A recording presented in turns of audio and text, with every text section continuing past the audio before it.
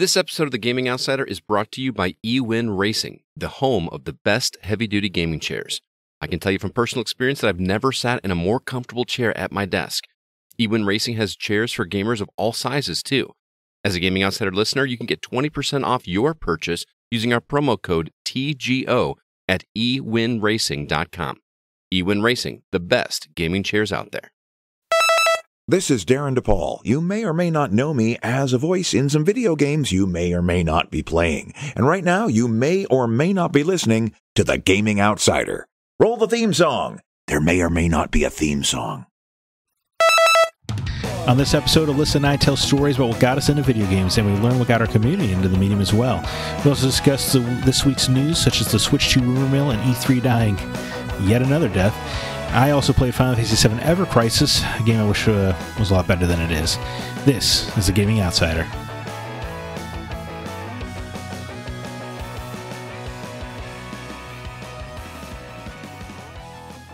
Greetings, programs, and welcome to The Gaming Outsider, a video game podcast to focus on our incredible community, which can be found at thegamingoutsider.com. It's Sunday, September 10th. I am your host, Zach Parkerson. Scott Clark is once again out. CB is out, so only me and Alyssa White this week. Which is your favorite thing ever? Well, obviously, yeah. Finally, some much-needed alone time for the two of us. Mom and Dad of the podcast. Yeah, more like mommy and daddy. Oh, you know what I mean? Oh, we're starting off strong. Anyway, people are loving this. Yeah. The Parkersons are loving this.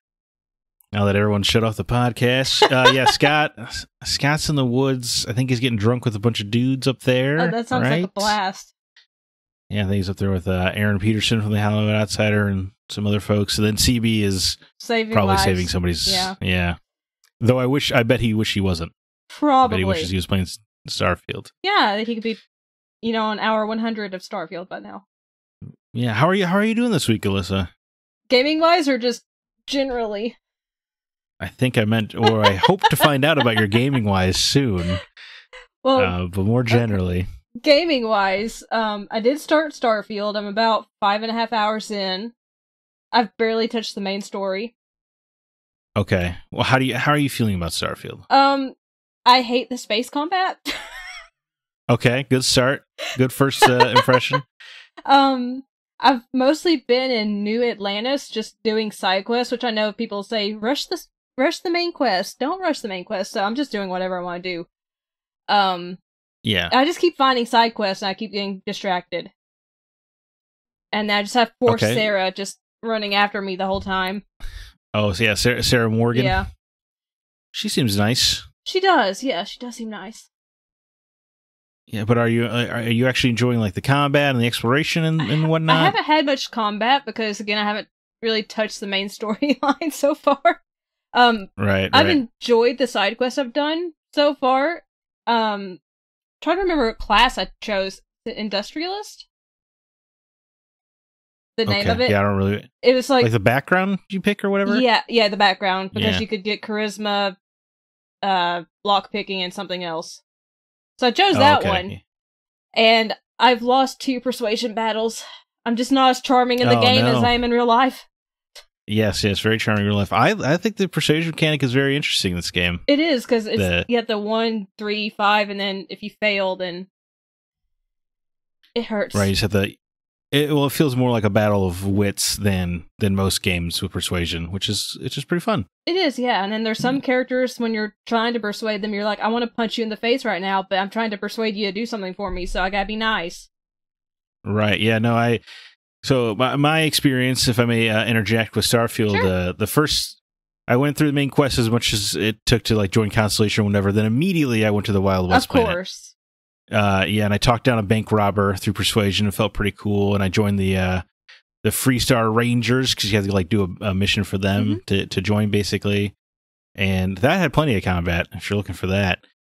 But ultimately, even with the Wild West planet, I'm not really feeling this game very much.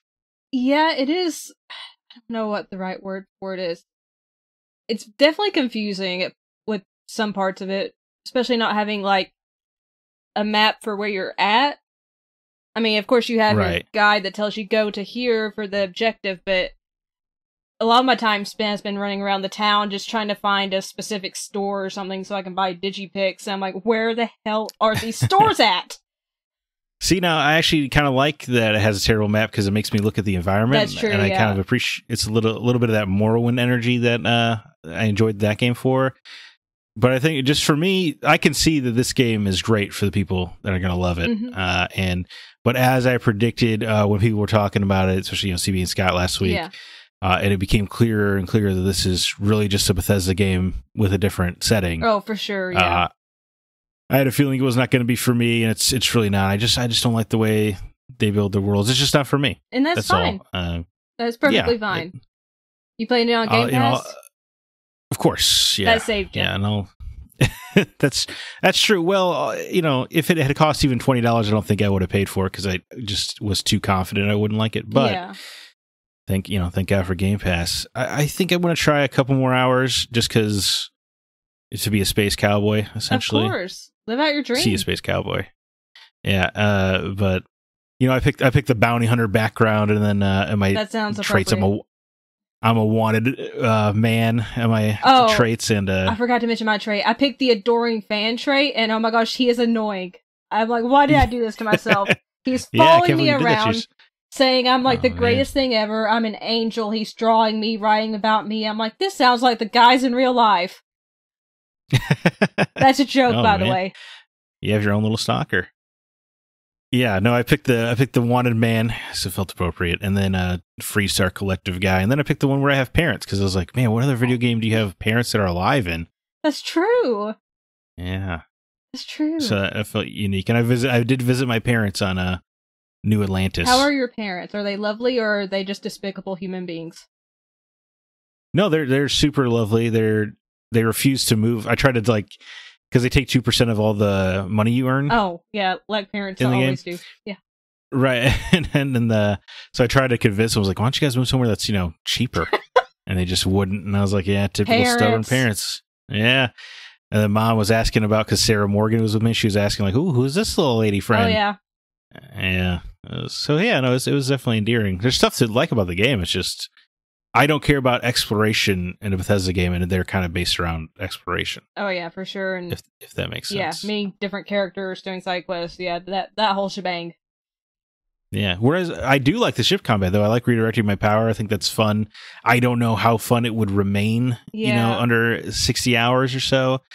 But it made a neat first impression. And the gun combat is competent, which is unexpected for a Bethesda game. I don't think it's great or anything. It's not like you're just sliding around like Titanfall 2 or anything, but you're booster packing around, and it's definitely entertaining, which wouldn't have expected without VATS, because that's the only thing that saves Fallout's combat. I love the VAT system.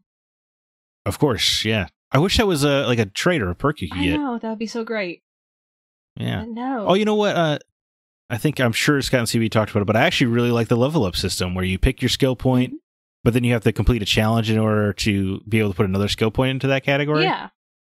I think that's really smart. Really, really clever way to do it. A kind of a fusion of, Fallout and Skyrim's or Elder Scrolls progression systems. And I think it's really clever, and I could see that being a lot of fun. Oh yeah, for sure. I could see that as well. Are you going to continue to play Starfield? I'm planning on it. Ship combat, I'm just not good at it. That's why I don't like it. I don't think I understand it well enough. I'm like, I gotta redirect power and do this, do that. I'm like, I just want to shoot people in space. I don't want to have to do all the flying and maneuvering. Are you flying the ship in first or third person? First person. Better in third person? No, I think it's better in first. Because I think the third person camera, like all of Bethesda's games, is useless. Yeah, I've never played a Bethesda game in third person. Yeah, it's just so clunky and weird. Yeah, I tried it, I think, in Fallout 3 for a minute, and I'm like, I hate this. No, go back. Yeah. I would do it just see how cool I look while traveling the wasteland, but then as soon as actual gameplay happened, you gotta get back into first person. Yeah, and luckily it doesn't really cause motion sickness for me, so I'm like, yay, thanks. Bethesda. Oh yeah, I forget. Yeah, that's kind of a rarity for you, right? It depends. I don't know. Some games are weird. It's just some games trigger me and some don't. Understood. Is it the level of head bobbing? I think so, yeah. And motion blur when you go past things, yeah. Oh, yeah. Man, I kind of like motion blur. I mean, I think it's cool. It's just my brain does not. It's like Compute. we're moving, but we're not moving. Okay. Well, yeah, I think you'll, if you're enjoying it somewhat now, I assume once you get off of, if you ever allow yourself to get off of New Atlantis, Allow myself to. it'll probably be a lot more fun. Probably. But you're playing another Star game still, Yeah. Sea of Stars. How's that going? I'm really loving this game. I'm 8 hours into this one, which is still Okay. not even to the halfway point, but it's so charming and delightful. I have another member in my party. Don't want to spoil anything. Went through a really challenging boss fight for me personally, but Okay. did it on the first try. I was almost dead, Nice. but got the boss. I just think it's just such a beautiful game, and there's so much love put into it, and it's just charming, and it makes me feel nostalgic. I think you would really like it. It's made you feel nostalgic for Chrono Trigger, even though you haven't played it. Yeah, I want to play it so bad, but yeah, I know. No, I think the game looks great. I'll get to it probably next week, I would think. But it looks so charming, and yeah, God, those graphics are they're so beautiful. I don't know that why are this something year else. I've just been drawn to pixel art style games. Like, Well, yeah, they did something interesting where I guess everything is technically 3D models, and they just painted it all to look 2D, which allows the lighting to kind of be unlike anything else in a pixel art game. yeah, I mean, it's stunning. You have to see it to really just soak it in. Yeah. Well, I'm assuming you're going to be tearing that game up still. Oh, for sure. As for me, I finally beat Grand Theft Auto 4, so I Wow. will stop talking about that 13-year-old game. It is, or 15-year-old, I guess. Oh my god. Anyway, yeah, I beat it. The ending is exceptional. I like that there is no way to have a happy ending in Grand Theft Auto 4. No matter what, somebody close to Nico is going to die, which is pretty cool, but your choice. Anyway, yeah, I just think it's kind of a dark, violent masterpiece. Absolutely love Grand Theft Auto 4. I can't wait to play it again in a couple years. It was great. I couldn't believe how good it was. So therefore, I had to immediately jump into Grand Theft Auto: The Lost and Damned, which was originally expansion pack, because I was going to jump into Sea of Stars, but then it was going to be unfair to Sea of Stars because I would just be thinking about wanting to play the GTA 4 expansions the whole time, Yeah. and that would just be rude to that game. I appreciate that you played- considered the game's feelings. Yes, yeah, gotta care. But this is a biker expansion where you play as part of a motorcycle gang, and it is great. It is not not as great as the base game, of course, but it is pretty cool. I like that the stakes of the game is just a power struggle over a biker gang. It's pretty low stakes for video games, and it's a lot of fun. They redo the bike mechanics. And again, that's a 15-year-old game. I don't know why I'm talking about this, but and it has some new weapons as well. But the biker mechanics are cool because you have to ride around in formation on your motorcycles, and That's cool. halfway through the game, you're made president of the motorcycle gang, so you can call in people for backup. What I think is really cool is the game doesn't even tell you this, but for example, there's a mission I was playing last night, and I beat this expansion last night because the expansions are 5 or 6 hours. Okay. Yeah, but it was really really good ending. But anyway, the point was, yeah, when you're the president of the biker gang and you're doing these missions, there's a mission where several hitmen around the city are trying to track you down and kill you.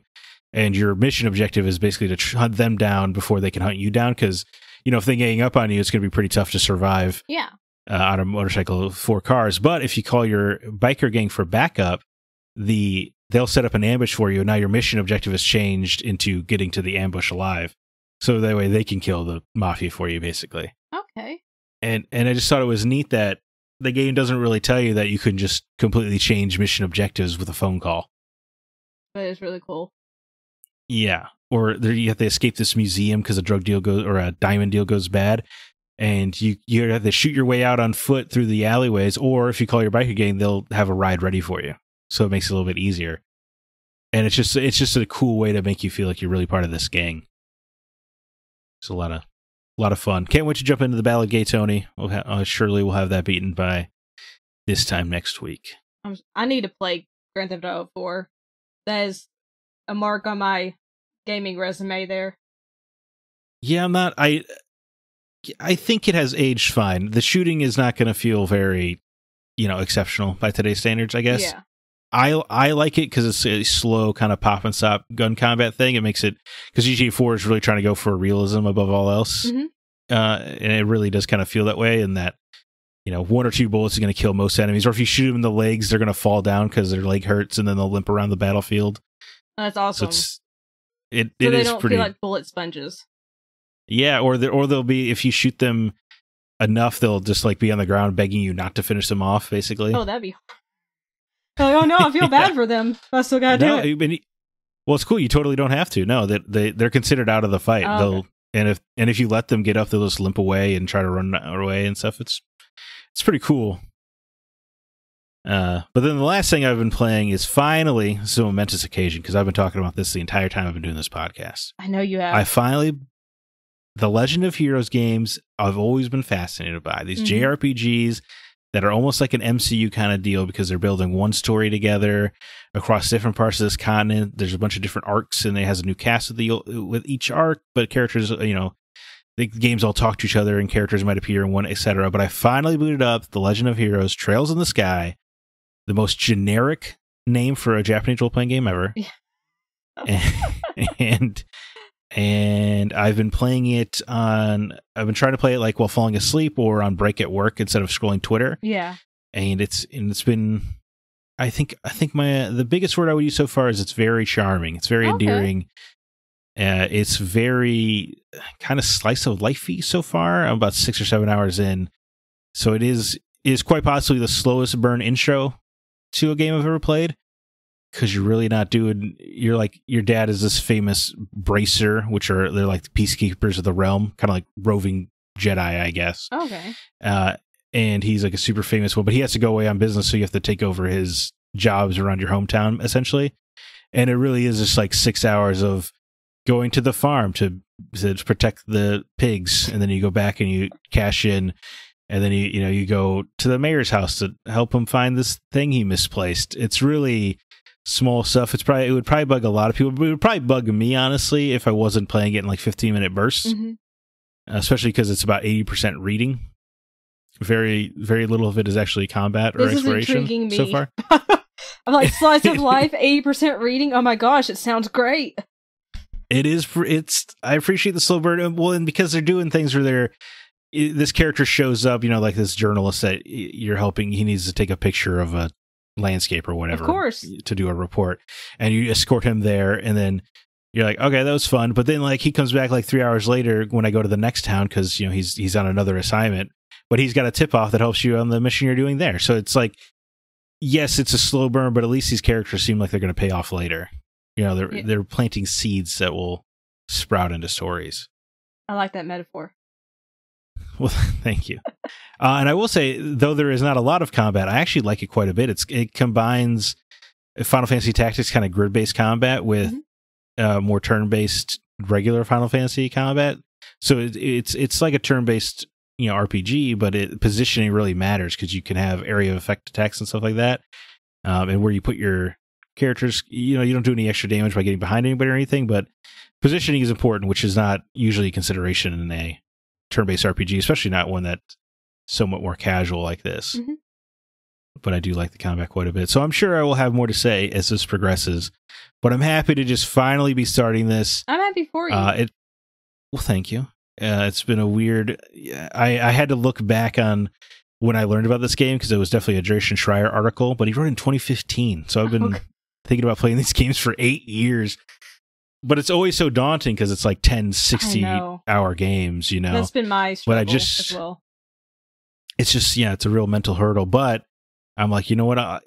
Even though I'm only playing 10 or 15 minutes a day, really, or 10 minutes at a time, that's 10 minutes that I hadn't played before. That's true. That's a good way to look at it. Yeah. So I'm hoping to get through it. And the structure of it so far kind of reminds me of an anime.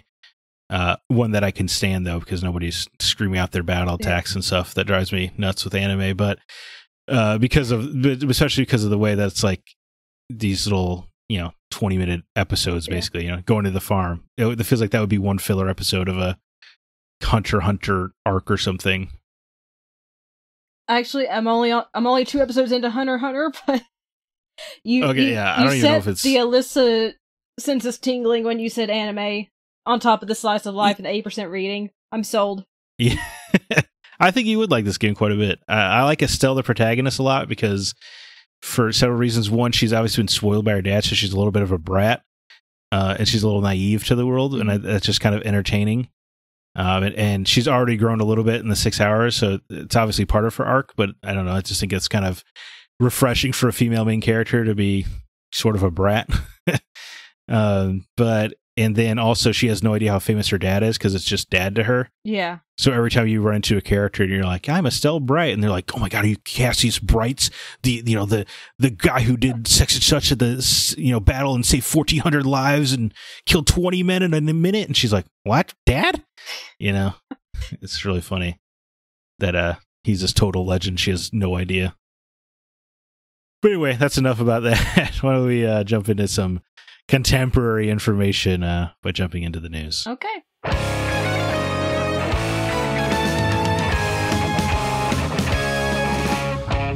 In news this week, we've got got a new trailer for Gargoyles Remastered. Barbarian Saga: The Beastmaster got announced, and Witchfire looks pretty cool. It's an early access game coming to PC. In terms of other news, the ESA has parted ways with ReedPop on organizing E3. The Nintendo has reportedly shown the Switch successor behind closed doors, and Jean-Claude Van Damme is coming to Mortal Kombat 1. Alyssa, okay. Are any of these stories intriguing to you? Let's talk about the ESA parting ways with ReedPop on organizing E3. After a multi-year deal this year, the companies have decided to part ways, which was in air quotes, mutual decision. The ESA has also said that 2024's E3 will not take place at the LA Convention Center, and their quote was, while we will not be involved with the future of E3, we look forward to seeing its evolution and where the ESA takes it. I just feel like it's dead in the water. Right, what is the point at this juncture? I mean, it failed this year, and it's not even going to be at the LA Convention Center next year. Well, and publishers have learned that they don't need it, right? They don't. E3 was obvious. Yeah, they clearly don't, right? Games are selling record numbers without needing E3 at all. I loved E3, loved going there. I always dreamed about going, but you know what? Oh well. Yeah, sorry about that. Oh, you don't have to be sorry. But it's dead. It costs so much for the publishers to even go to these things, and because you have to pay all your people and pay for your booth space and all that stuff. It's quite an expenditure for something you could just put out a 10-minute internet video about. Yeah, for sure. I mean, pretty much all of them are either putting out their own kind of presentations now, or jumping over to the Summer Game Fest. So, I mean, there's not really a need for E3, sadly, anymore. Yes, I do think it's sad. I especially because all those memorable, mess-ups along the years, we'll never have those again. We'll never have a Mr. Caffeine going doo-doo-doo-doo-doo again, or Genji has historically accurate battles. So in this fight on the beach, you must destroy the giant enemy crab. We'll never have those moments again. I know. We won't. We do still seem to have the PlayStations, our customers will get a second job to afford our console. That energy still exists, but it's come back. But yeah. It's an end of an era. It's sad. I think ReedPop sucks, so this is fine by me. Get them out of there. I don't know much about them, but they also host New York Comic Con, right? Along with PAX. Yeah. They do a lot of conventions. Yeah. I just think they suck as a people. But yeah, RIP E3. I'm sorry you never got to go, Alyssa. I got to go digitally, and that one year when Zack Scott CP just surprised me when I jumped on. They were wearing helmets, staring at the screen. That was pretty much all I could ask for, besides having you there. That was worth it, just getting stared at. Well, it scared me, but it also made me laugh. I mean, having two guys stare at you wearing Doom helmets. I think they were Doom helmets. Oh boy! Yeah, when you log on your computer. Yeah, sounds a little intimidating. Yeah, I'm like, I don't have a helmet to wear. Yeah.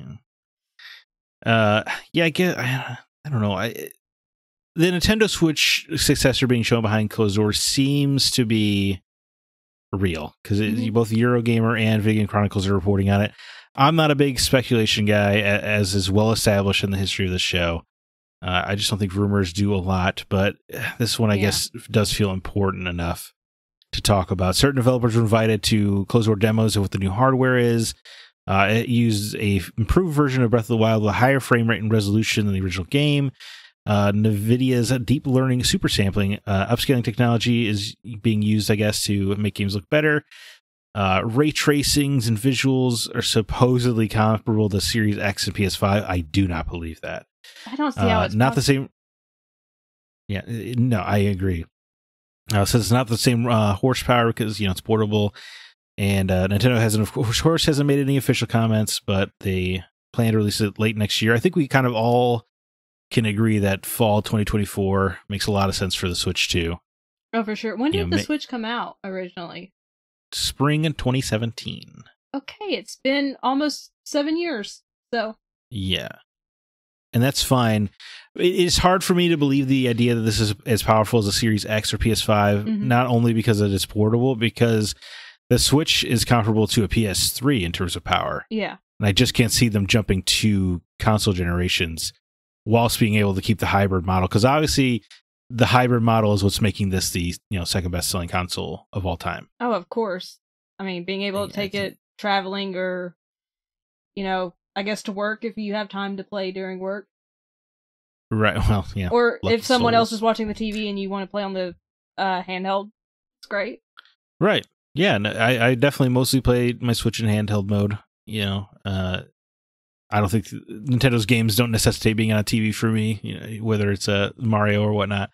But that's the joy. And I just can't, because if they could do a hybrid PS5 power console, wouldn't PlayStation do that? You would think. And then charge an exorbitant amount. Right. Yeah, I'm sure it can be done. It would probably be like a $1,200 piece of tech or something.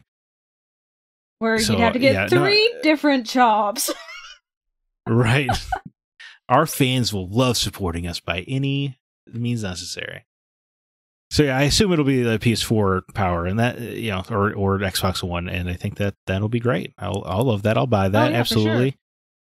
The Switch has been doing some remarkable stuff given its age. Definitely. So, yeah, I don't personally need more power. I guess it'll be fun to have all those inevitable ports of PS4 games over to the Switch that you can take on the go. So I guess there's that to look forward to. It's true. All right. Does any of this excite you, Alyssa? I'm with you. I'm not really one to speculate about things. I'm pretty much, once it's confirmed, I'm like, okay, good. If it hasn't been confirmed, I'm like, okay, this may or may not exist. This is Schrodinger's Switch right now. Right, yes. And I'm not a big, person.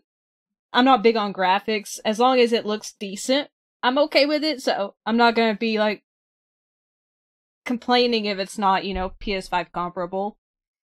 Right. As long as it runs well, it looks decent, and, maybe have some more games on it because, that'd be nice. I'd look forward to the Switch, whatever 2 or whatever they decide to call it.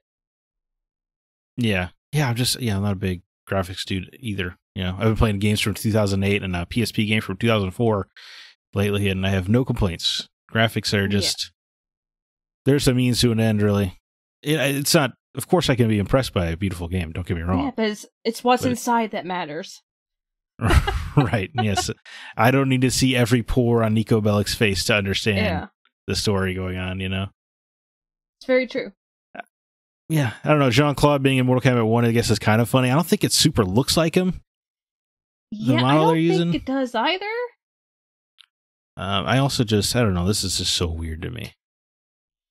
Yeah. I mean, I'm sure. But shout out to Megan Fox having a career again in Expendables 4 and Atara. Good for her. She hasn't really been in anything in a while besides her fiance stuff. Oh, look, I don't even know. I don't know who her fiance is. Oh, Machine Gun Kelly. I don't know. I don't. Who the hell is a machine? What? That's a human being's name? Well, his stage name. Yeah. Oh, is this a guy who dissed Eminem's daughter? Yes. Yeah. Okay. And then he went from so being a rapper to a pop singer because of that. Well, yeah, he got shamed out of the rap game, huh? Yep. Same guy. Man, wow, good for him, I guess. Being such a coward. He's gonna listen to this and threaten my daughter. Oh, you have a daughter? Yeah. in this story, I do. Yeah. I don't know. I do think speaking before we get out of the news, I think that Witchfire game looks cool. It does look cool. Kind of looks like. But it's only in early access, so it's probably not. If it's coming to console, it won't be for a while. And right now, it's currently, I think, only on Epic Game Store, which if you play on PC is fine, but if you have a Steam Deck, obviously, well, I don't know, there might be a workaround on Steam Deck that I don't know about. Well, I mean, if you ask PC gamers, something beyond Epic Game Store is not okay by any stretch. Okay. I'm not huge People into the PC gaming world. Please forgive me, anyone listening, if I just committed really a cardinal hate sin. The Epic Game Store. I don't understand. It's better for developers. I've heard the store is messy, but to me, it's just like, if something is exclusive to the Epic Game Store, I'm like, well, yeah, sometimes I have to open up Hulu because something's not on Netflix. Like, that's the difference it feels like to me. I mean, that's kind of my thinking. Yeah, I just have to open a different, launcher. Right, exactly, yeah. But we're not PC gamers. I don't want to get in that. I don't want to make anyone mad. That's not my... Yeah, I don't want to start that That's fight. not my thing. Yeah, but kind of a slow news week, so let's jump ahead unless there was something else you really want to talk about here. Not in the news, no. Okay. Well, we are an independently funded podcast, which means we must pay for our podcast hosting services, website all on our own, etc., which is why we have a Patreon page where fans can contribute monthly to help offset the cost of productions as well as give back to the community. If you'd like to help out, you can do so at patreon.com/thegocast. Starting at the $3 a month level or higher, you get some bonus episodes, such as available right now. We have a narrative twist redo with spoilers that's going out to everybody as well, because we in our original plot twist discussion, we were trying to avoid spoiling the spoilers, right? And we got some feedback. I wanted which that was aligned with your viewpoint, Zach. Yes, yeah, I was an advocate for just spoiling the hell out of everything. Absolutely. I still can't believe that I get yelled at on this podcast for talking about the FF7 twist. I'm not going to yell at you. Well, I appreciate that. I still won't do it because I'll get fired. Scott Clark will fire me. But anyway, that's going out. That is in my opinion, a much smoother discussion. Talking about the games and some excellent plot twists. How can you talk about how great BioShock is if you don't talk about the plot twist? I know, right? So if you want to hear that, It's on Patreon for free for everyone to listen to. Right. And alongside that, we have a Desert Island Games with Marina Ryan from Quest Markers. She is an absolute delight. We don't have to, Scott and I, talk about how delightful she is all the time. And then coming up soon, there's another trade-off episode, which is a Kevin Honigford and Scott Clark's little show where they exchange games they love to one another. I believe the games being covered on that one is going to be Streets of Rage 2 Marvel Land. I don't know. I don't even know what the hell that is. I don't either. Sunset Riders and DuckTales. Again, all of that can be found at patreon.com/thegocast. Now that's all aside, let's talk about what we've actually been playing.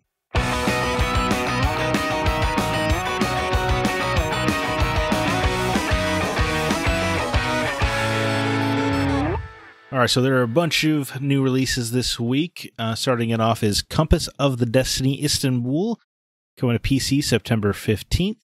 NASCAR Arcade Rush, a racing game coming to PS5, PS4, Xbox Series consoles, Xbox One, Switch, and PC September 15th. Gloomhaven is jumping off of PC and onto consoles such as PS5, PS4, Xbox Series consoles, Xbox One, Switch September 18th. Lies of P, which is a game that really, really wants to be Bloodborne. It does. Is coming to PS5, Xbox Series, and PC September 19th. The Legend of Nayuta Boundless Trails is a spin-off of the Trails games. Coming to PS4 and Switch September 19th. Mortal Kombat 1 needs no introduction as it arrives on PS5, Xbox Series, Switch, and PC September 19th. Party Animals comes to Xbox Series, Xbox One, PC September 20th. Days of Doom, turn-based kind of strategy game. Coming to PS5, PS4, Xbox Series, Xbox One, Switch, and PC September 21st. And then finally, Payday 3, which I would have assumed was already out, but I guess is not. Coming to PS5, Xbox Series, PC, and on September 21st. Alyssa, are any of these games doing it for you? I mean, The Legend of... I don't know if it's Nayuta, if they're going with the Japanese pronunciation, or Nayuta. Yeah, interests me. You would know, but you would know better than us. You're the one. I would say it'd be Japanese Nayuta. Course. Okay, that's probably accurate. But if anyone knows Japanese better than I do, please correct me. It looks interesting, but I don't know if I need to know anything about the Legend of Heroes games for that. From what I could gather in the trailer, it doesn't look related at all. It doesn't even seem to take place on that same continent or have anything to do with the characters. It looks like they're just doing a more action-oriented game and wanted to, use the branding, essentially. Yeah, because the title is very much in line with the series, so... Right, yeah, the font and everything. I mean, also, Mortal Kombat 1 looks cool, but I am terrible at playing fighting games by myself. So I don't think I'll be playing it. I would love to play the campaign, but I don't think I would be able to finish it, so... Understood. Yeah, as for me, Lies of P would have been the choice until I played the demo, in which case it wasn't that I even thought it was okay or just fine or whatever. I thought it was kind of actively bad. Oh. So I have absolutely no interest in Lies of P. I know it's on Game Pass, and I don't even want to play it again. That's saying something. Yeah, I just really wasn't feeling it. All the combat just felt off, and the dodge especially felt useless, and I don't know. It was just... If you're going to so closely emulate something like Bloodborne, you better show up. You know what I mean? Like, you're putting a lot of pressure on yourself. Like when Darksiders was basically just a one-to-one Zelda game, it at least was a different art style and a kind of a new take on it. And most importantly, it was really fun to play right away. Oh yeah. Whereas Lies of P is not trying to. It is just trying to be Bloodborne. Like not a spin on Bloodborne, but just Bloodborne. Anyway, I don't like to dog on a game too much before it comes out, but that I'm glad it put out a demo because it probably saved me some. I'm sure I would have bought it on PlayStation like a fool or something. Yeah, so I guess honestly, I don't have any interest in Boundless Trails. I got 10 other Trails games to get through first. So that is true. So I think the game I'm most interested in here is Mortal Kombat 1, and I will play that at some point. I always play through the single player campaigns of Mortal Kombat.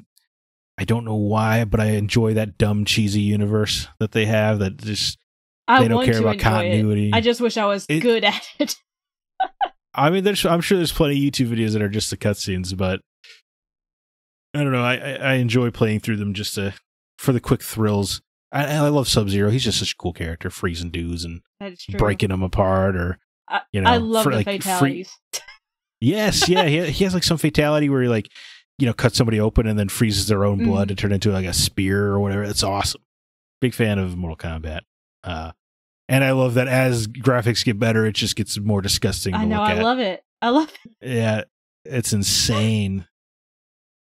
I feel like I surprise people because I love gore so much, but yeah. Are you a fan of the Saw franchise, perchance? Oh yes, I've seen every single one. Oh my god, I love Saw. I do too. Love them to death. Yeah, wow, this is exciting to hear. I'm a major horror fan, so give me gore with my horror. Okay. Yeah. No. Well. Yeah. And I also like Saw's insane timeline. Oh, for sure. And how everything connects. Yeah. And then Saw 10 coming up. Yeah. But we're not. I can't wait. So we're not the. Yeah. We're not a movie podcast. The Sawcast.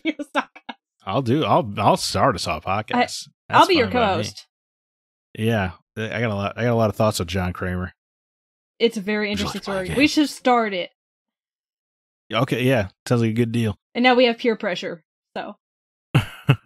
So, my dear Zach, you have been playing Final Fantasy VII Ever Crisis, and this intrigues me because the trailer talks about, you don't know Sephiroth or something along those lines.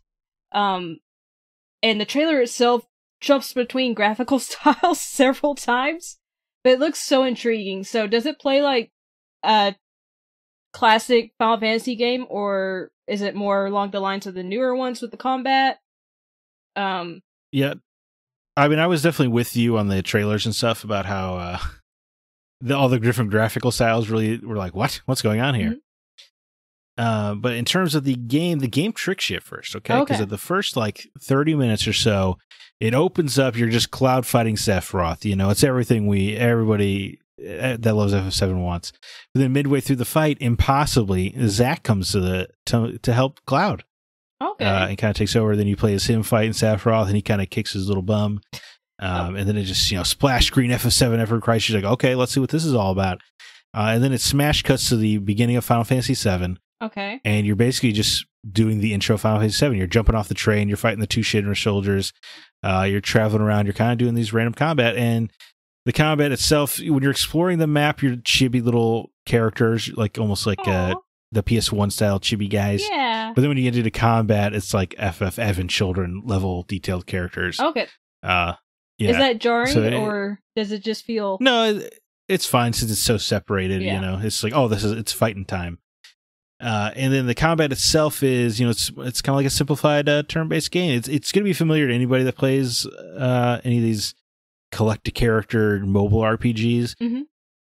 Because your characters will kind of attack automatically, and you're just waiting for your ATB gauge to fill up so you can use bigger attacks. And more attacks require more gauge or whatever.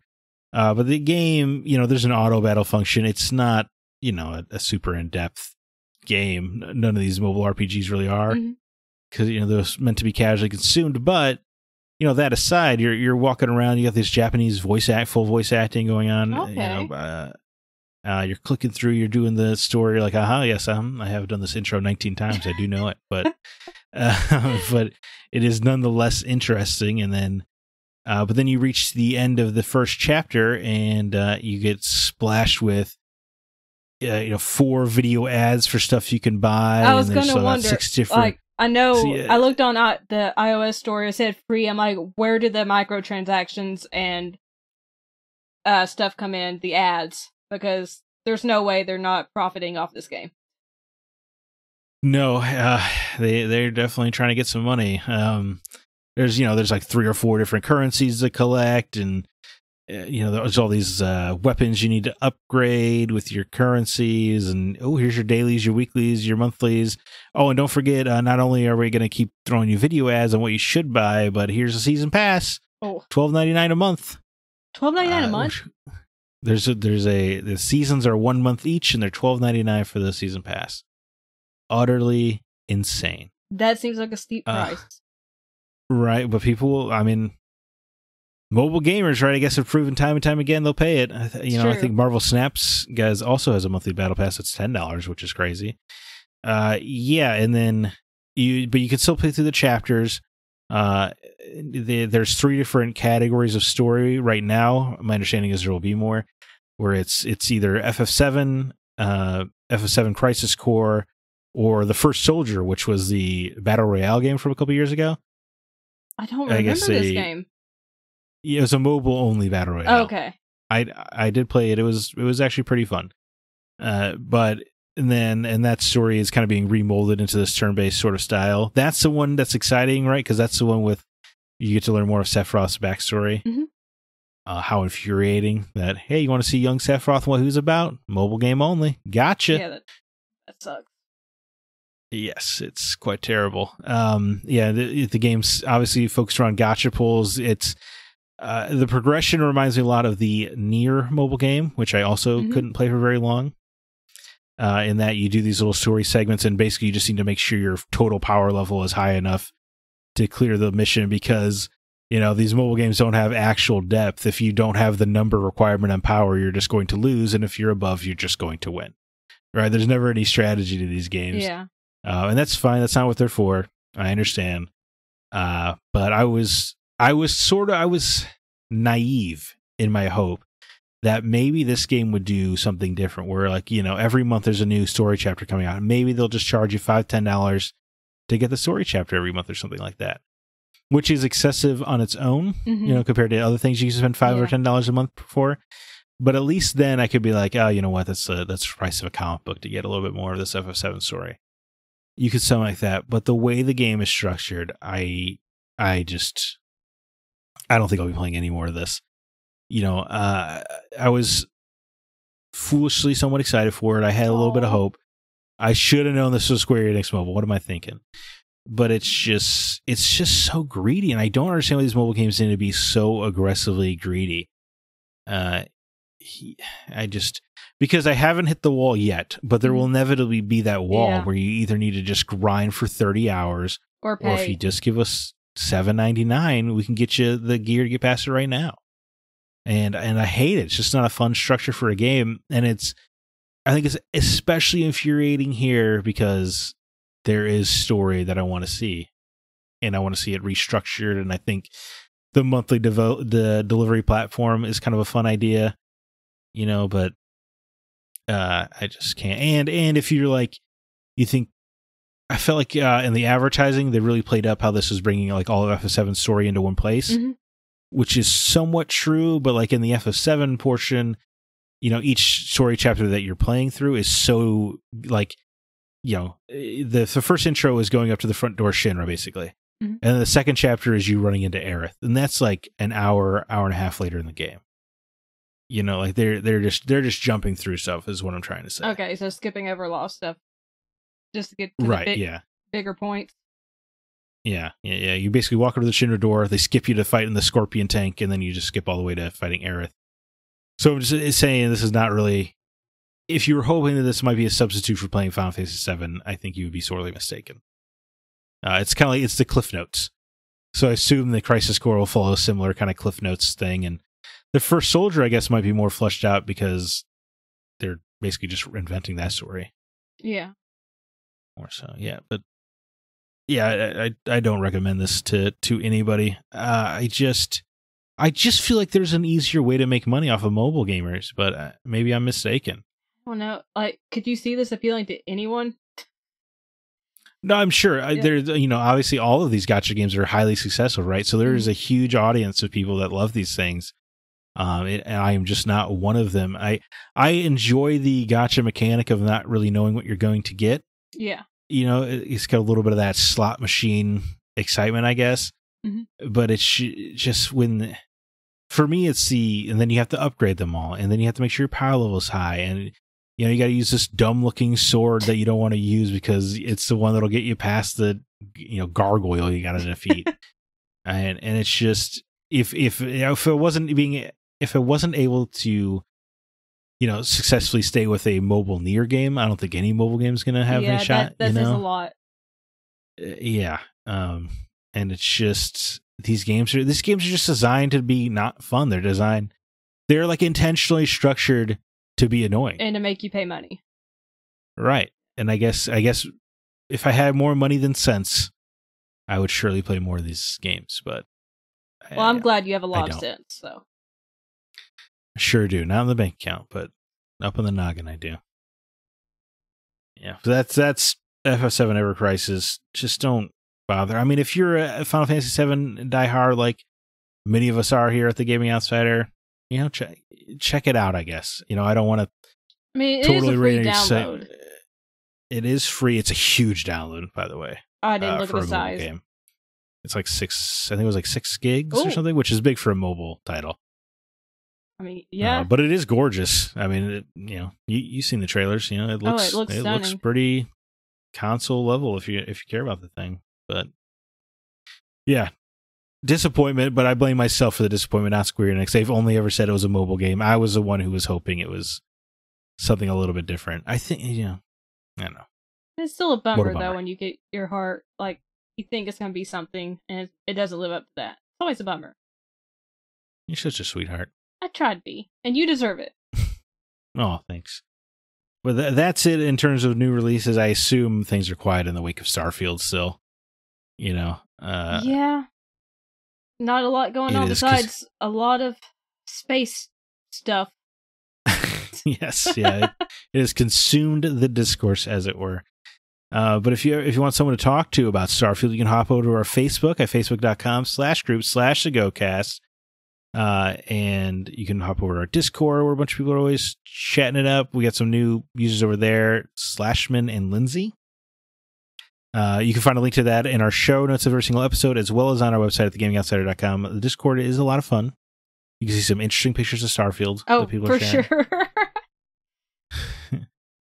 You can you find our written reviews over at thegamingoutsider.com. I think, Alyssa, you'll have a review torn away. Yes. Is that the name of the game? That is correct. That should be live by the time you're listening to this. And yeah, that should just about do it. Let's jump into our From the Outside In topic.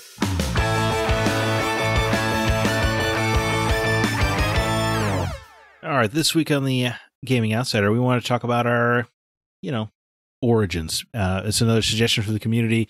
This one comes from Mark Szymanski, and here was his comment. What was your start of your love of video games? Could also be asked as what originally got you into video games. I feel like I've told my story 100 times on here. I have as well. So let's just, I guess, let's briefly go through yours. I'll briefly go through mine, and then Scott, left his origin as well. But Alyssa, what got you into gaming? My uncle did when I was 4 or 5. Can't remember the specific age. I went to his house, and I went to his house a lot when I was a kid. Pretty much every day during the summer and every weekend during the school year. I saw him playing Tomb Raider, which I didn't know it was Tomb Raider at the time. I just saw him playing as a woman that was, doing backflips, and she had her twin pistols, and I'm like, oh, she looks really cool, and he handed me the controller. Didn't tell me what to do at all, but, after a while figured out kind of what to do. When you're that young and you're playing Tomb Raider, you're not going to do well. But I was still hooked, though. Those games are rough for adults, man. We would pass the controller back and forth, and I got to the point where I begged my parents for a PS1 because that's what he was playing it on. And there happened to be a deal, I think, at Walmart that year for Christmas that if you bought a PS1, you could get a game for free with it. So, of course, I got Tomb Raider with it. And we bought the strategy guide, and that was everything. I mean, I loved watching him play, Devil May Cry, and the first Resident Evil, and Legacy of Kain, Blood Omen, all of those games. Oh, yeah. So that's really what got me into it, and that's why I haven't played any Nintendo games. Really, like the classic Mario, Zelda, what have you, because he raised me on these very much mature-rated and teen-rated games, where I'm just, I'm very into action-adventure stuff. So that's how I got my Star Wars, through my uncle, and he's also the reason why I'm into anime and film and everything as well. So he's to blame for a lot of this. Yeah, your uncle is who we can thank for the Alyssa we have today. Yeah, he's a great person. So it was the first Tomb Raider? That's the one. Yeah, the first Tomb Raider. Okay. The one where he tried to convince me I could make a tiger come out and then you guys told me that was the cheat code that was supposedly, to remove her clothing. Oh, to get naked and then but it would blow her up or whatever. I'm like, I believe that until I was 31 years old. That your uncle was just quietly a pervert, like the rest of us. I just had the first Tomb Raider is great, but Tomb Raider 2, love that game. Oh, I love them all, yeah. Yeah, they're all, I guess, yeah, you're even right. Angel of Darkness I enjoyed. Wow, okay. Yeah, there's not a lot of us out there. It's my least favorite, but I still enjoyed it way more than most people did. I do, I like it quite a bit. I don't think it's the bottom of the barrel for me. I think that's Chronicles, maybe? Oh, I haven't played that one. I don't think. Which one was that? That was the one in between Last Revelation and Angel of Darkness where we thought Lara Croft was dead, so it was like a greatest hits of... It was like stories we hadn't seen of her before, but it was just kind of like 4 interconnect or random levels, basically. I'm not sure if I played that. It came out right at the end of the PS1, so I think not a lot of people have played it, but there was like there's a haunted mansion level, I think, in Ireland, and there was a skyscraper. You like invaded a high-tech skyscraper near the end. The box art was her basically looking like she was in the Matrix with the sunglasses and leather on. I don't know if you remember any of this. No, I've never heard of this, but I mean, it sounds intriguing.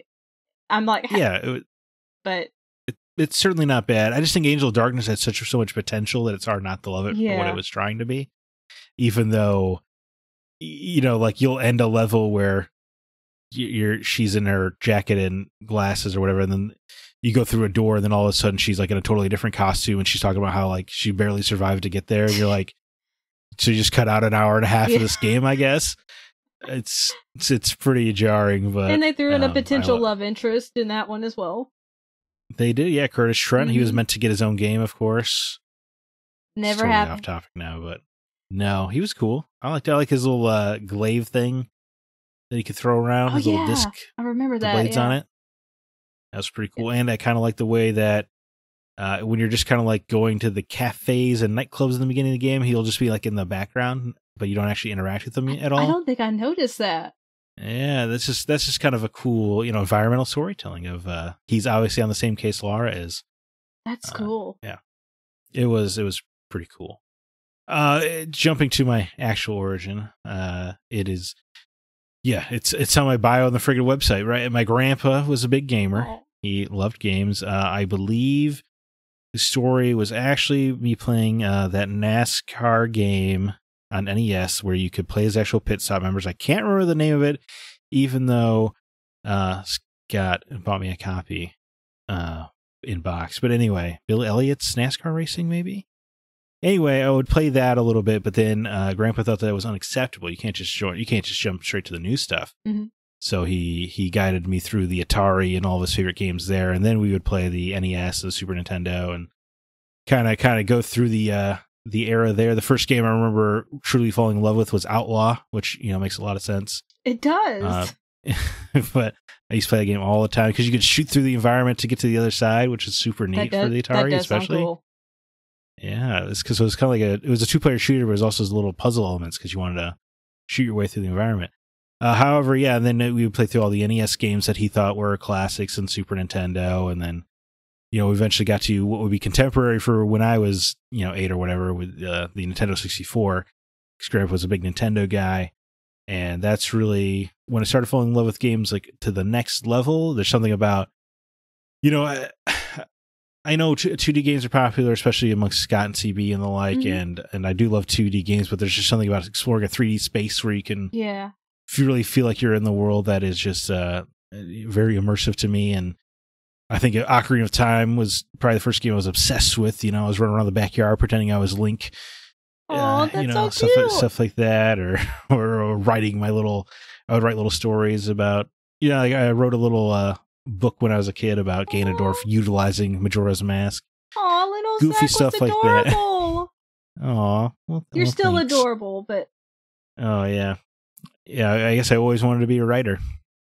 I wrote stories as well when I was younger too. Yeah, about random stuff. That's besides the point.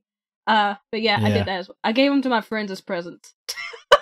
Oh, that's fine. Yeah, I used to write stories that starred me and my friends. Like this. I did that too, and then I'd be like, "Here's a gift. I wrote this about us." Everybody read at the lunch table. Like, hey, check it. As a child. Sorry, Logan, you got killed by Wesker, bro. He's just unstoppable. I can't know what to tell you. I'm so glad I wasn't alone in this. Yeah, it was a lot of fun. Yeah, I had a whole story or a whole series of Star Wars books with our like Star Wars comedy books starring me and my friends with our Jedi Master Obi-Wan Shlanobe.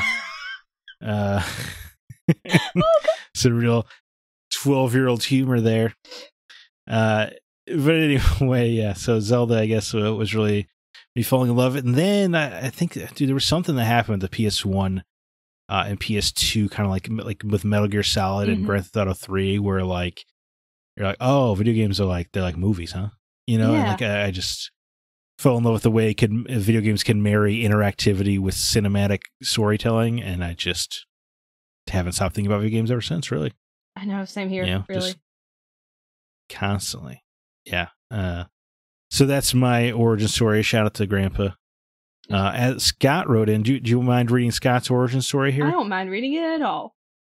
So I can. Old man Scott wrote it. I'm sorry, I had to do it, Scott. I was a child of the 80s. I had to join in, I'm sorry. I was a child of the 80s, so it's easy to attribute my love of gaming starting with Pac-Man. I definitely had Pac-Man fever at a very young age. I had Pac-Man bedsheets/blankets, as well as wall paintings and even a lunchbox. But I think the first video game I ever remember seeing or playing was Donkey Kong 3 in the arcade. I vividly remember being at a bar or country club with my mom and stepdad. I think my mother was working there, and she just brought me to work with her when I was probably 4 years old. I was completely mesmerized by what I saw on the screen and wanted nothing more than quarters to play. The rest from there is history. Yeah, I guess it explains Scott Clark. I love the idea that he was walking in the lunchroom. The Pac-Man lunchbox. He was consuming sandwiches like pellets. I mean, that's a lot of dedication to have bed sheets and blankets and, wall paintings, take your lunchbox to school, showing your friends, be like, hey, look, tight man. Do you think when he got to his snack pack puddings, he would pretend that those are his power pellets for the rest of the day and he could jump into gym class and just really kick some ass? I don't know, but that'd be great if it was. I bet it was. Pac-Man's great. Not enough love goes out to Pac-Man 2, though. You're like going and getting milk for baby Pac-Man. What a cool game. But over on Facebook, Sean Coates writes in, this is a fading memory since this was almost 35 years ago, but my mom did some traveling salesman stuff as a side gig. One time she took me along. I can't remember why or what exactly she was selling, but when we got to this person's house, I was sent upstairs. What? What a different world. Sorry. I was sent upstairs to hang with the client's kid who was playing an NES. It's the first time I ever saw one. I remember asking what this was, and he said Super Mario Brothers. Cut to that Christmas, I get my own NES, boot up Super Mario, and I was confused for a moment. It didn't look like the game I saw with that kid, and I was a totally different looking character than the one I got. The game, of course, was still awesome, and it got me hooked as a gamer, and the rest is history. I'd later find out he was playing Mario 2 as Toad. So there was a brief moment in my life where I thought Toad was Mario. Update, it was Tupperware my mom was selling. I guess he must have checked in. Dude, I kind of miss that world where we could just talk to strangers. Yeah, not have to worry about our safety. Yeah, why don't you just go upstairs and play with this complete random kid? All right, see you later, Ma. So weird. Yeah, dude. I mean, Mario, obviously pretty great, Sean. I think that's a cool story. Yeah. It reminds me of the terrible story of how I got my Nintendo 64. If I want to bring the podcast down just a little bit. I do it all the time, so feel free if you want to. Okay, my mom, for the first 10 or so years of my life, I was led to believe that my stepdad Bob was my dad, which made sense because he was my brother's dad. And it was just always weird that my last name was different than my brother's. Yeah. How and I would get made fun of at school for that. But it turns out all those kids were right for making fun of me because they were right. Hey, they didn't need to make fun of you, okay? But well, yeah, one day my mom picked me up and we were driving home for picking me up from my grandma's. She was telling me the terrible truth that Bob was not my father. Just on a random drive?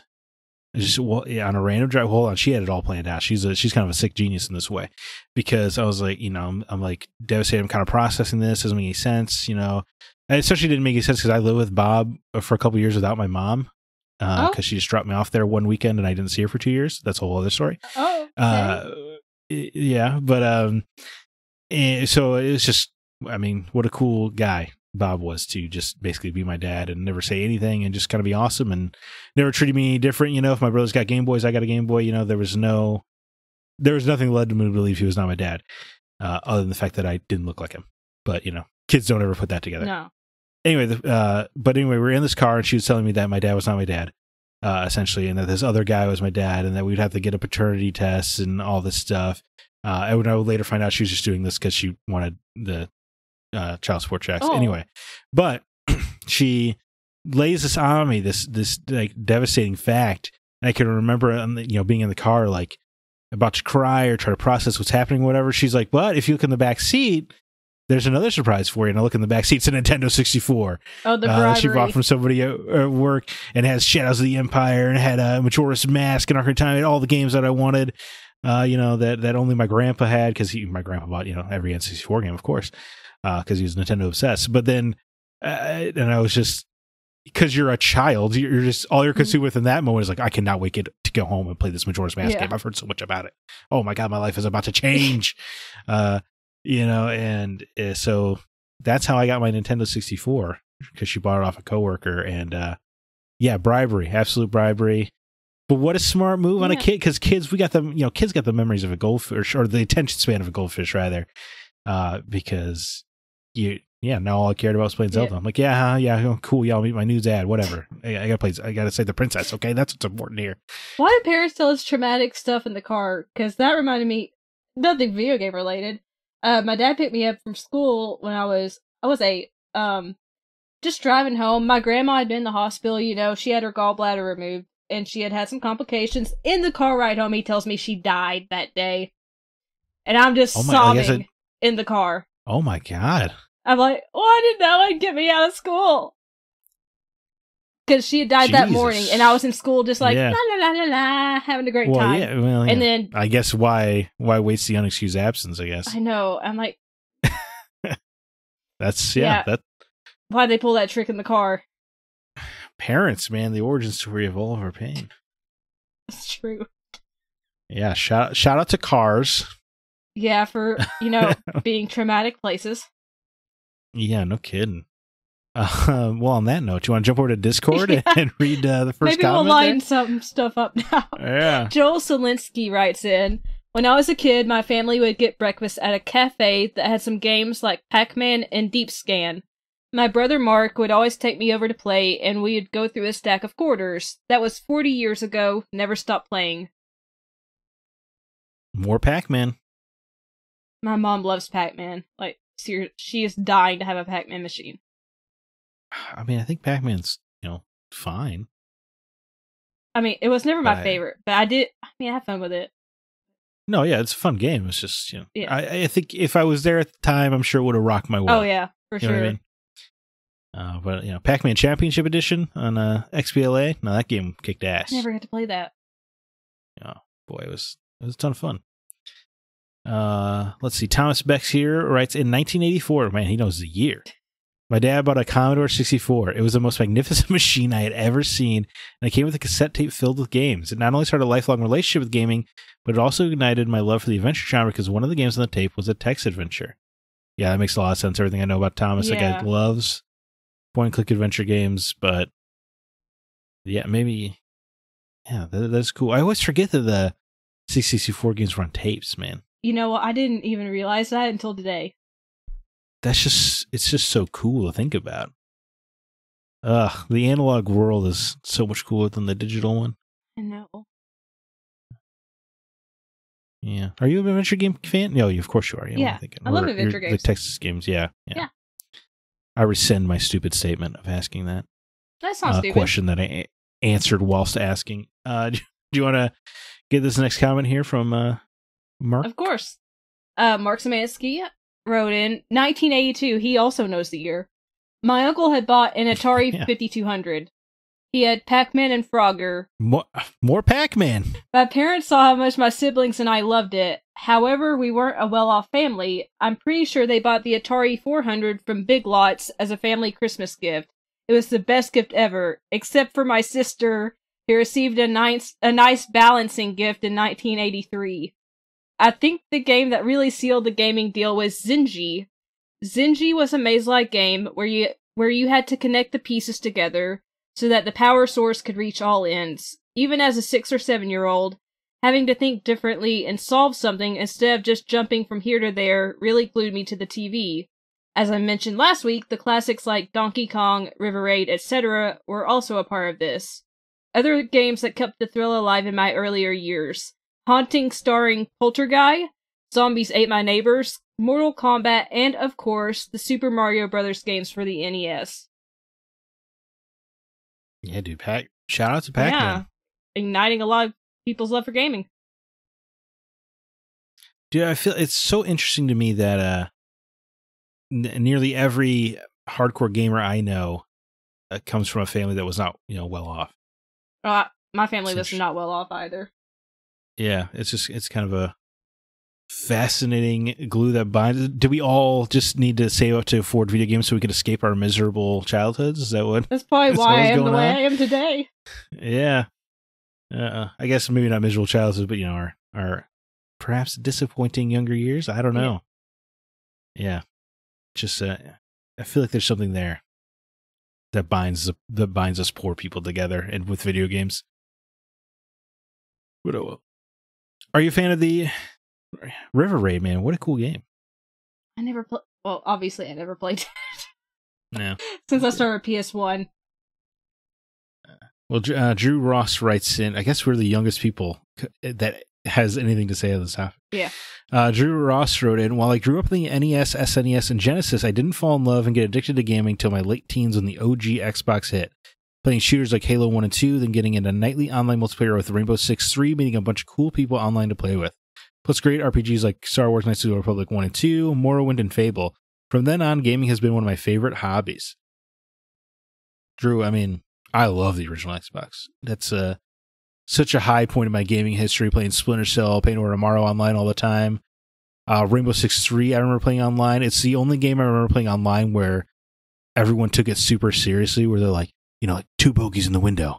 You know, like people were really talking like they were really in the freaking military. But it was so much fun to do. I have fond memories of the original Xbox as well. There was one of my friends from school had Xbox, and every time we'd have a sleepover, we'd play our Xbox, and we'd either play Jet Set Radio Future or Fusion Frenzy. Oh, wow. Okay. I mean, Jet Set Radio Future is awesome.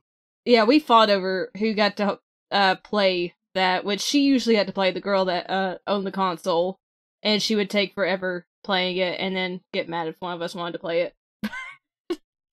But with Fusion Frenzy, you know, we could all play it because you could have, I think, up to 8 people playing that. Oh, is that right? I think I could be wrong. 2 linked Xboxes, or I can't remember. There were only 5 of us girls, so I think maybe one of us had to sit out. Maybe it was 4 players. Bunch of young girl gamers. That's unusual. Well, we just played that console, really. Yeah, it's cool. Don't get me wrong. I don't think any of them play video games anymore. I'm the only one that still does. You know what? You're the one who stuck with it, man. It makes you the coolest one. Oh, thank you. Of course.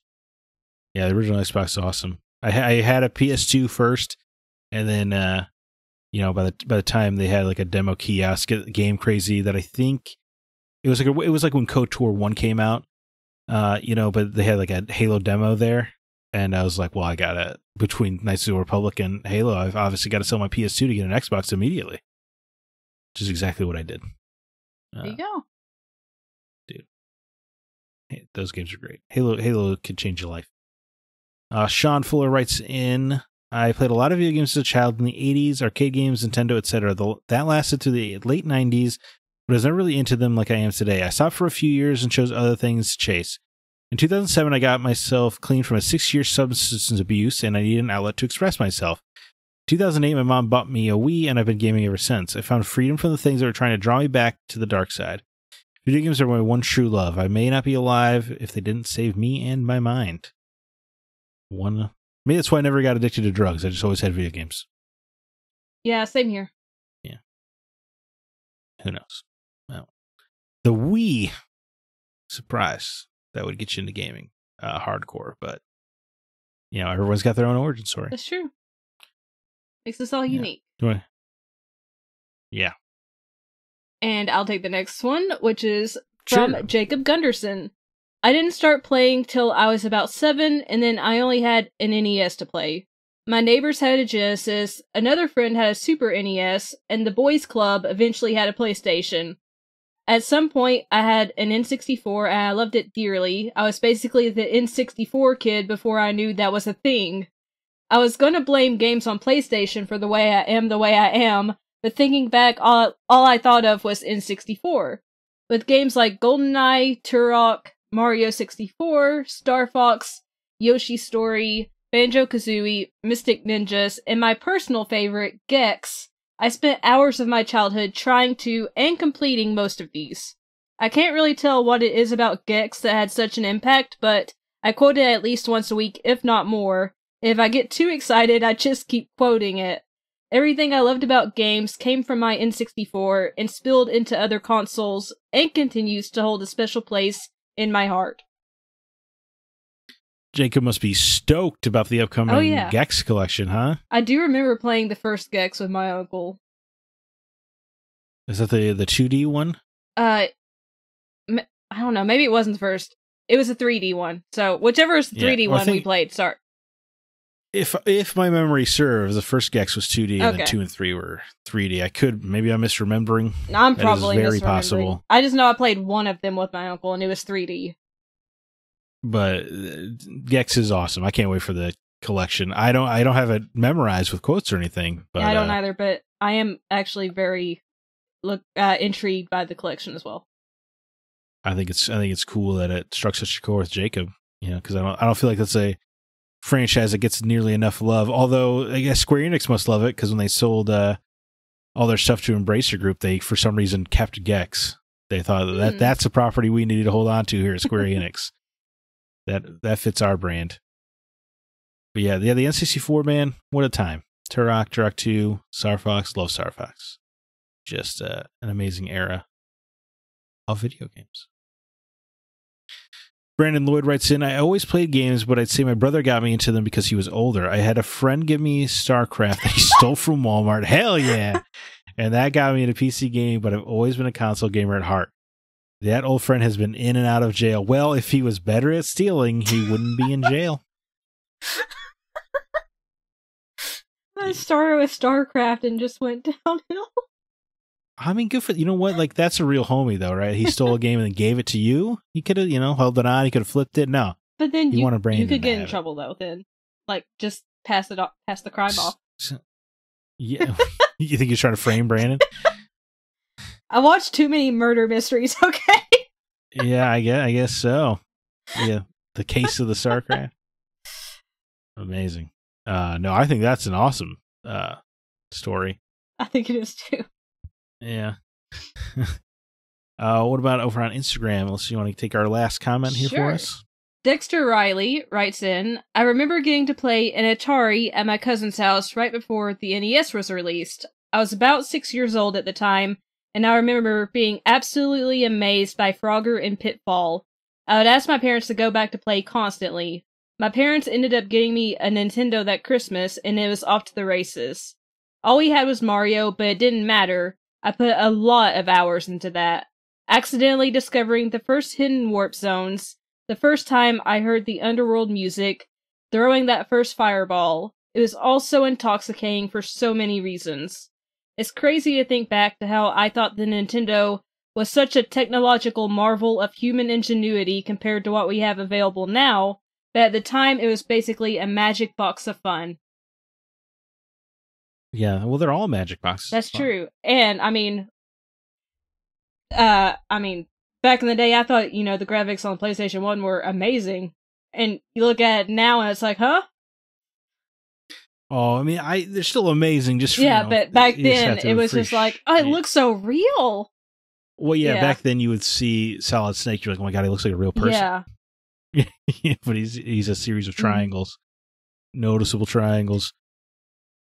Dude, I was just thinking about my second stepdad. I don't know why this story made me think of that.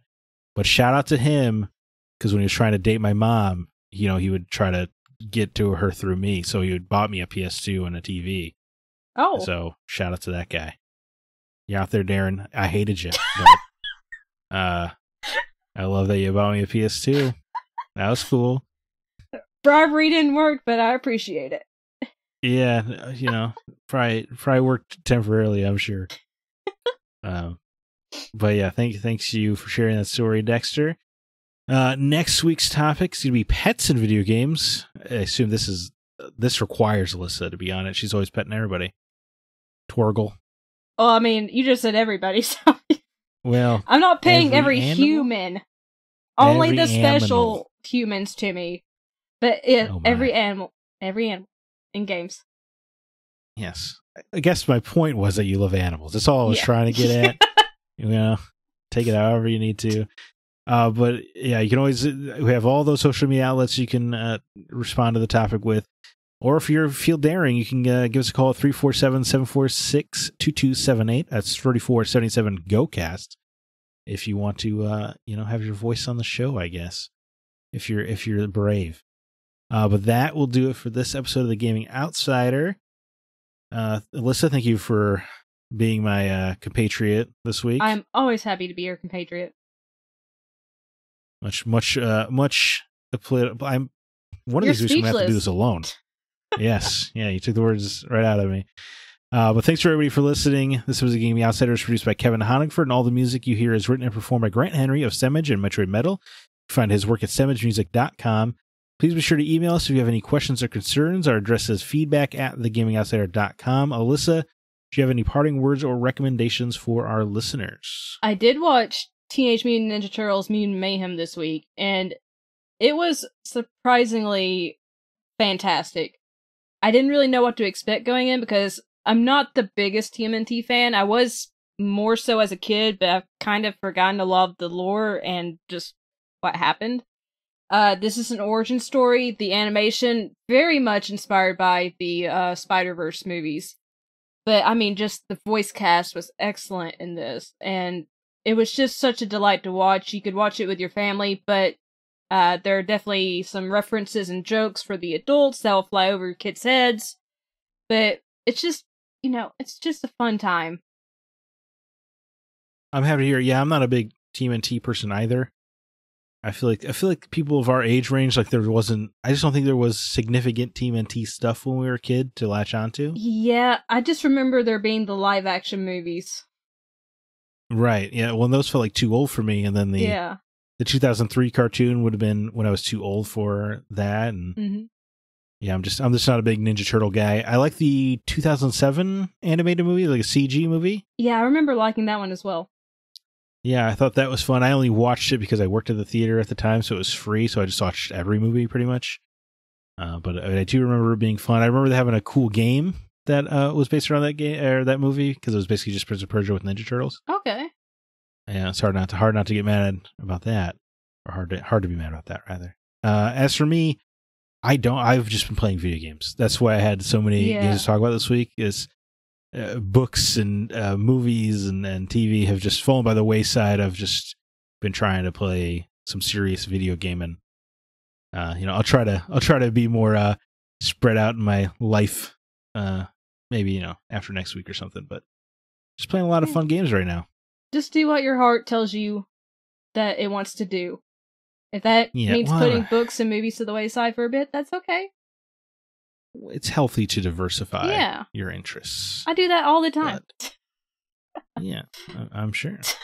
But until next week, I'm Zach Parkson with Alyssa White, and we are The Gaming Outsider. Never forget, Scott Clark and The Gaming Outsider. Yeah, it's Scott Clark and The Gaming Outsider. We're The Gaming Outsider. We're just a gaming. Absolutely. And remember, there's no such thing as a bad game, just games that aren't for you.